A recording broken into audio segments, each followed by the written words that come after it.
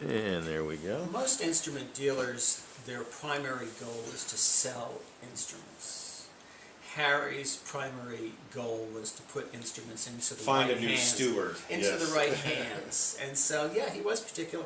Well, he's not the only one. I mean, I interviewed Chris Eldridge about his, I think it's a 39 D18 he's playing now, that he got from the West Coast collector, Japanese American. I'm trying to remember what his name is.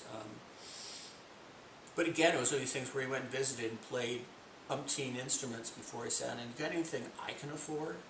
And he pulled out this 39 D18 that had sufficient wear and just enough stuff that wasn't authentic to get it down into a usable price. Human being range. Range. Wow. Well, it's hard. Well, that's neat. Alright, so what else? So, that's funny, you were saying one dealer had sold it twice. No one Frank sold Ford. it. Oh yeah, Frank Griffin? Griffin, yeah. So it's been around, but your guy was in Arkansas. Arkansas. And he'd had it 5 or 6 years. And he bought it from Frank at Griffin. And I think that at that time, just before that, is when Frank did the photographs of it that are on the mandolin site. All right, maybe I'll just sneak a few close-ups on there, I guess. Okay. If you just want to hold it, yeah. Okay, I can do that. Well, just show them that pretty headstock. That's good light too. And yeah, it is just exceptional, isn't it? So yeah, maybe you could angle it up a bit. We'll just try and see how nice we can show them the finish. It's just amazing.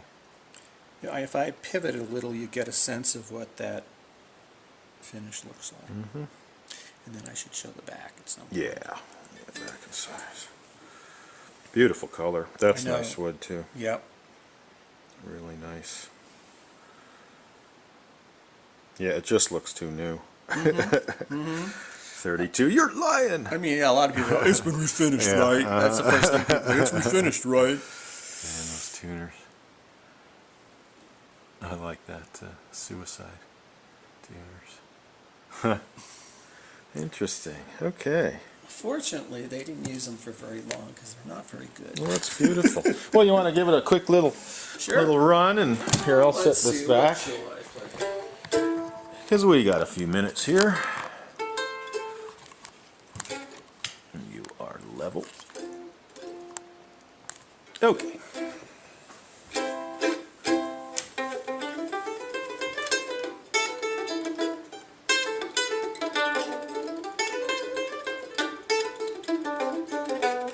Take two. Let's not do that. There's no camera here.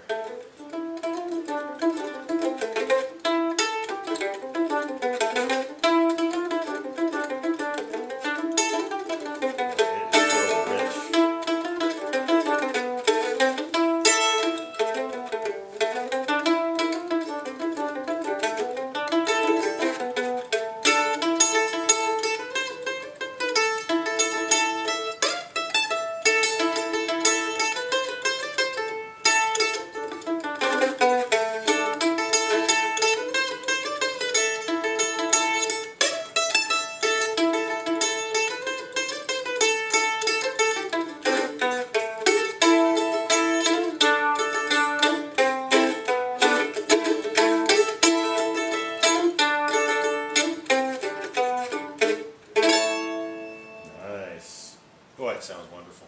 It's a good instrument. Alrighty, what the heck?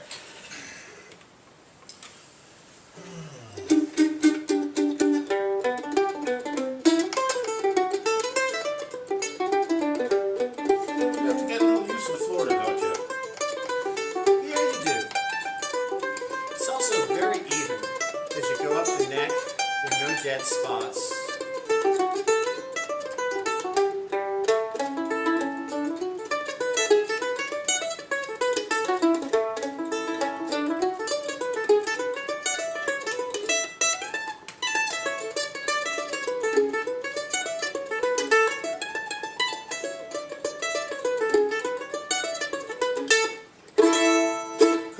used to it.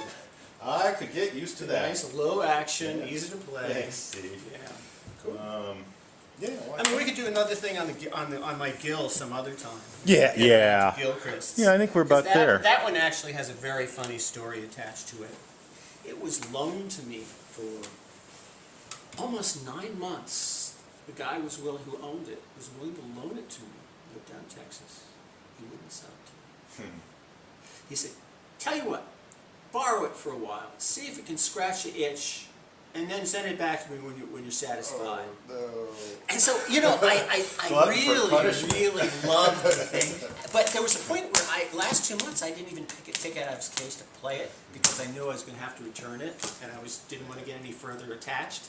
And plus, I couldn't, you know, make modifications and changes to it because it wasn't my instrument. So I returned it to him. 2 years later, he has a daughter who was going away to college, and he needed some tuition money. He said, I'll sell it to you. And this is a guy... One sec. Let me cycle this again. Yeah.